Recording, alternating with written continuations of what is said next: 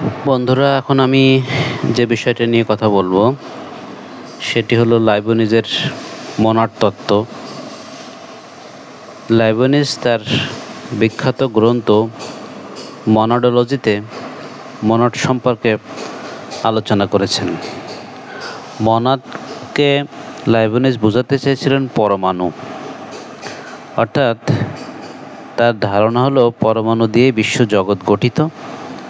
পরমাণুগুলোকে তিনি মনাড হিসেবে কল্পনা করেছেন। লাইবনিজ মনাডকে প্রাণবন্ত ও গতিশীল বলেছেন, কিন্তু সব মনাডকে আবার একই রকম গতিশীল বলেননি। তাদের মধ্যে গতির ভিন্নতা আছে, কোনোটি অধিক গতিশীল এবং কোনোটি কম গতিশীল। যেগুলো অধিক গতিশীল সেগুলোর জড়বস্তু এবং জীবন্ত ধারণা বলে তিনি মনে করেন। তবে জড়ের মধ্যে চেতনার অস্পষ্ট বা প্রচ্ছন্ন রূপ বিদ্যমান, এটি লাইবনিজ মনে করতেন। তার ধারণা ছিল প্রতিটি মনাডের মধ্যে স্বতন্ত্র জগৎ আছে।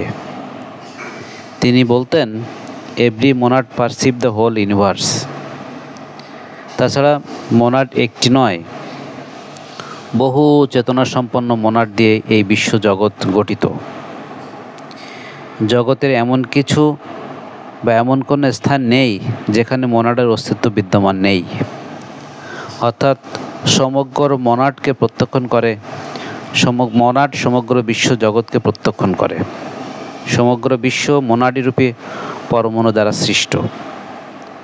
লাইবনিজ ধারণা করতেন, একটি মনাড হলো শ্রেষ্ঠ মনাড, যেটিকে তিনি নাম দিয়েছিলেন সুপ্রিম মনাড। এই সুপ্রিম মনাড বলতে লাইবনিজ বোঝাতে চেয়েছিলেন ঈশ্বর। ঈশ্বরকে তিনি মনাড হিসেবে কল্পনা করেছেন, যেটি সকল মনাডকে নিয়ন্ত্রণ করে। এটি অন্য সব মনাডকে সৃষ্টি এবং নিয়ন্ত্রণ করে থাকে। তাই লাইবনিজ সুপ্রিম মনাডের নাম দিয়েছিলেন ঈশ্বর।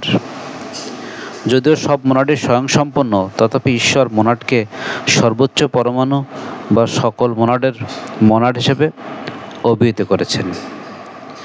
সকল মনাডগুলো সুপ্রিম মনাডের দ্বারা পরিচালিত হয়। অর্থাৎ জড় এবং মনের যে বিষয়, জড় এবং দেহের যে বিষয়, সেই বিষয়গুলো লাইবনিজ বোঝাতে চেয়েছিলেন পরমাণু দ্বারা এই বিশ্ব জগৎ গঠিত এবং সবচেয়ে শক্তিশালী পরমাণু হলো ঈশ্বর।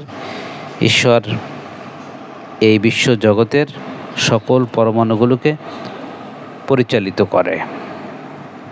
লাইবনিজ মনাডের মধ্যে জীবনের এক ক্রমবর্ধমান অসীম যাত্রা বলে তিনি মনে করতেন।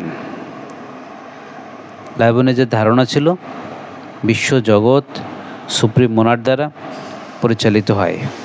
এই বিশ্ব জগৎ পূর্ব নির্ধারিত এবং একটি শৃঙ্খলার মধ্যেই সামঞ্জস্য বিধান করে সামনের দিকে এগিয়ে চলছে এবং সুপ্রিম মনাডের দ্বারা বিশ্ব জগতের সব কিছু পরিচালিত হচ্ছে। ধন্যবাদ সবাইকে, সবাই ভালো থাকবেন।